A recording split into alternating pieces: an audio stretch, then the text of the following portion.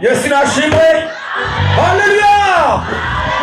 Nuko twari tumaze umwanya turiko turakirana, ubu naho tugomba kwakira ijambo ry'ibanze rya kino gitondo.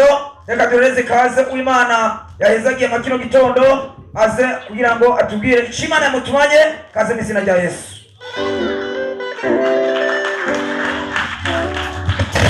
Zibihe birengane bikurakuranwe birengane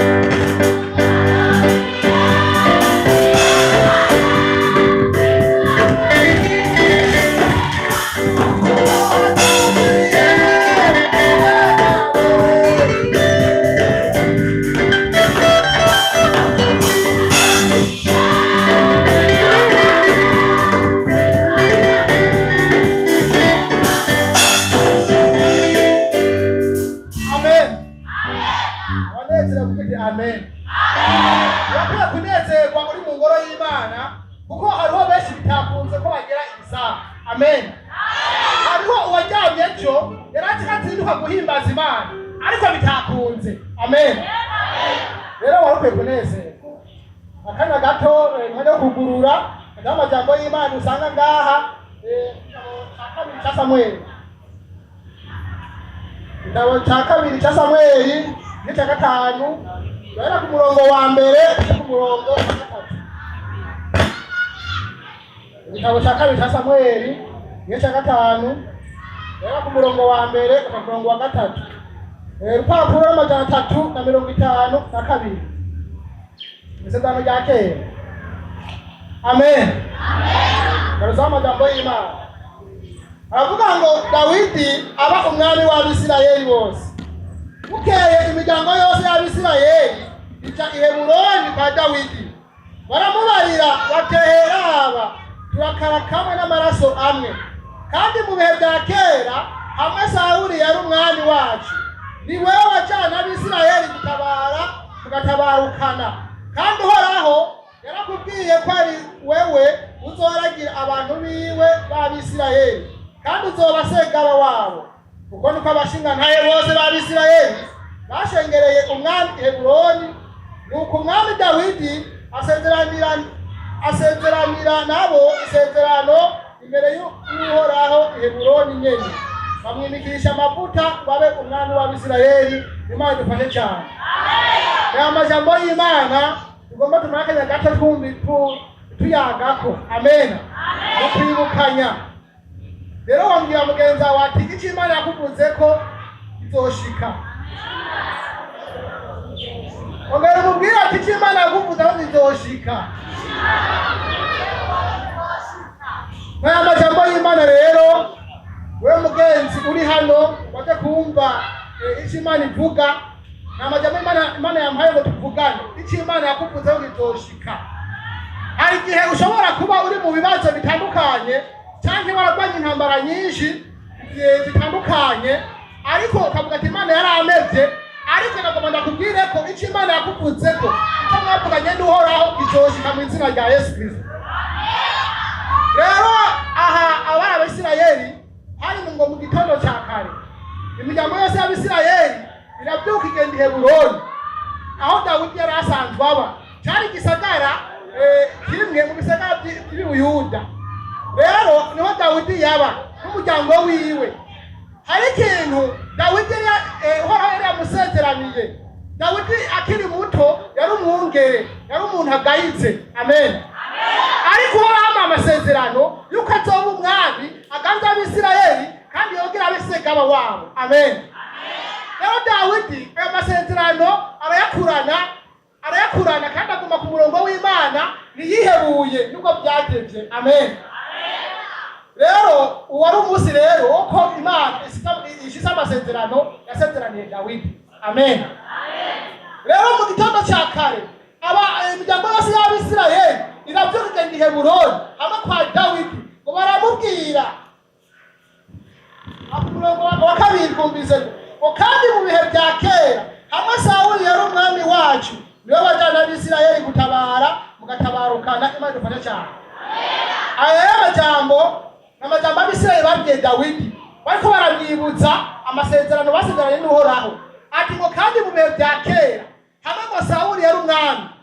kuko Sawuli yari yamaze gupfa, ariko baramwibutsa ati cage Sawuli yari umwami, ati nibo baje n'Abisirayeli gutabara mugatabarukana. Amen. Ngo kandi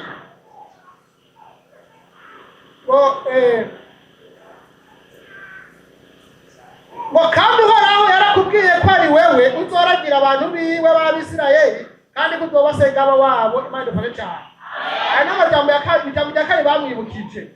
Uhoraho yarakubwiye ko ari wewe uzoragira ubwoko bw'Abisirayeli ukabasega wabo. Ibyo rero Uhoraho yabisezereye Dawudi akiri muto, arabikurana, mugabo hari haheze imyaka 30.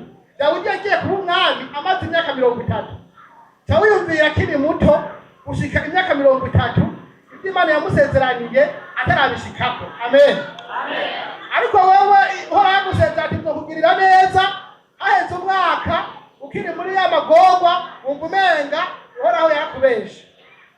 Ariko Uhoraho ntabesha, icyo Imana yakuvuze uzogirane izoshika. Gira mugenzi wawe, icyo Imana yakuvuze kizoshika. Reka kwiherura, wewe kuma ku murongo w'Imana, kuma ku masezerano, kuma wihanganye, icyo Imana yakuvuze kizoshika. Amen. Rero barababwira ati arabe ngo turakara kamwe, ngo turamaraso amwe, baramwibutsa, baridondora, baramwereka yuko arabi wabo, kugira ngo niyaba umwami ntazahava barabira rirari. Erega harya biragoye umuntu aribagira umuntu n'umuntu, ariko baramwibuka ati turakara kamwe, turamaraso amwe, kugira ngo niyaba umwami ntazobibagire. Amen. Ariko Dawudi aranezerwa, ama ngo bacamwimikisha amavuta, bacaba umwami. Amen. Icyo Imana yavuze kiragiraje kirashika. Haciye gishika uwo munsi nyene Dawudi acaba umwami, acasubira Sawuli, kuko Sawuli yari yarapfuye. Amen. Nawe mwene data uri hano, ushobora kuba warasezeranye n'Imana aconzi, ariko urakizi, ariko nagomba ndakwibutse nakubwire yuko icyo Imana yakuvuze ko kizoshika. Uhoraho ntabesha. Amen. Uhoraho ntabesha. Ijambo ry'Uhoraho ntabwo ritigihe, igihe kigeze bizoshika. Amen.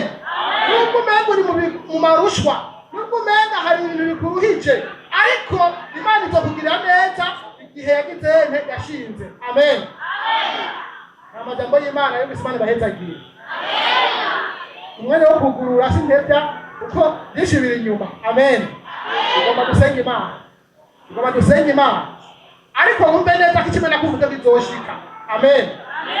Niwihebure rero uba ku masezerano, icyo wokora nuko wokuba ku masezerano kandi ukabandanya inzira y'Imana, ukabandanya kugororoka kugira ngo bitogende neza. Nagusabe haga pastor ashike hano asenge Imana kugira amajambo. Turagushimira Uhoraho uri mu ijuru, turagushimira kuri Imana utoranya utaravye ubutoni, kandi utaravye icyubahiro cyangwa ubunini cyangwa ubuto. Nyakubahwa wagereza Dawidi bamutoranya mu bandi bose abo umwami w'Abisirayeli, kandi araganza mwana w'Imana. Cyo bituma natwe igitego cyiza ngo tuzana amajambo meza mu izina rya Yesu. Rero turasenge wowe yaroke maze mumugire neza urugero bwiza bw'abana nawe, kandi uze kumuhezagira no kumusiga amavuta ubugira. Kandi ndakoretse hagajya ryuza amajambo muri kino gitondo cyiza, maze ngubahe guhinduka Mana. Ijambo ryavuze ngo Imana gusezerana kizoshika, na cyane cyane abagize amasezerano menshi. Nyakubahwa barindiriye kwashika, barindiriye barabura, niyo bari saha nziza yo kwishurwa no gushikirwa ko n'amasezerano basezerana nawe Mana. Wongera wibuke ubwoko bwawe, wongera wagendeye isaha nziza ibisaba gutabarwa, ibisaba kugirirwa neza nawe, ibisiga werekane n'Imana. Nakweze porogaramu isigaye imbere yose ni yawe, ongera werekane kuri Imana amashimwe, kandi Imana yicuba, Imana amasezerano wiyereke kuba ari Nyakubahwa, uhindure kuri Imana, uhindure ibyase guhinduka, kandi uri Imana ugira neza, uroranye ibyase kuroranywa. Ibisigaye byose ugaragaza uburunga n'ubwiza bwawe mu izina ryawe ryera. Amen. Imana igomba nivyo biba, Imana igomba nivyo kiba ku muntu. Amashi, amashi, amashi, amashi.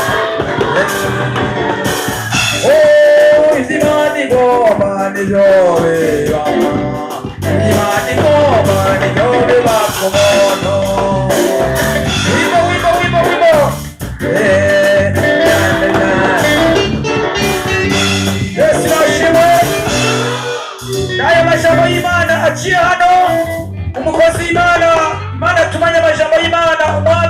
bahezagire. Hajya rero ugiye kuraba abantu bari kwegera kaga. Yesu arashima cyane. Bari kwegera kaga kandi bari baraburiwe. Urazagenda ubaze neza inyambwa ingene vyayigendeye. Yagiye kuvoma baza bayikubita ubuhirirwa mu maso itangura kubwerabwera itangura kuvuga ngo na kare sinahora ngira nte. Hey! Hey! Yesu nashimwe. Tugomba kumara umwanya tuko turasubira kumviriza ubutumwa bwiza mu ndirimbo. Turahereza kaze abanyeshure indirimbo imwe. Hari umushitsi muri aba batugendeye yifuje kuririmba nawe indirimbo imwe. Hama korali yaguruka indirimbo imwe. Kaze mu izina rya Yesu.